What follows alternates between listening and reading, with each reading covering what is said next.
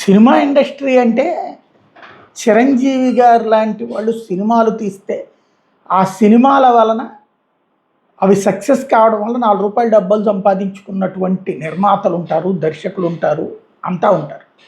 అలాగే దిల్ రాజు అనేటటువంటి ఆయన ఒక నిర్మాత. తను తీసే సినిమాల వల్ల అనేక మంది ఉపాధి పొందుతారు. ఈ మధ్యన ఇది ఒక ఫ్యాషన్ అయిపోయింది. మాకెందుకు చిరంజీవి గారు, దిల్ రాజు గారు కనుక పూనుకుని ఉంటే మా అమ్మ బతికుండేది. ఇది పావలా శ్యామల గారి అమ్మాయి స్టేట్మెంట్. ఆమెకు అనేక మంది సాయం చేశారు. అందులో దిల్ రాజు ఉన్నారు, చిరంజీవి ఉన్నారు. అనేక మంది నటులు సాయం చేశారు. సాయం అంటే ఓ 1,00,000 ఇస్తారు, 2,00,000 ఇస్తారు, కానీ ఓ మనిషిని జీవితకాలం పోషించడానికి ఏంటి అవసరం? ఎందుకు చెయ్యాలి? ఎంతమందిని చెయ్యాలి? మొత్తం ఫిల్మ్ ఇండస్ట్రీని అందరినీ పోషించి దానికి వాళ్ళిద్దరి దగ్గర సంపద ఉంటుందా? అంత వాళ్ళు సంపాదించుకున్నంత వాళ్ళు బ్రతుకుతా మళ్ళీ కొత్త సినిమాలు తీసుకోవడం, కొత్తది వాళ్ళ జీవితం ఉంటుంది.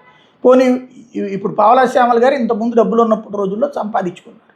ఆమె ఏమన్నా 10 మంది మిగతా నటులకి ఏమన్నా డబ్బులు ఇచ్చిద్దా ఏంటి? ఆమె డబ్బులు ఆమె వాడుకుంటుంది కదా.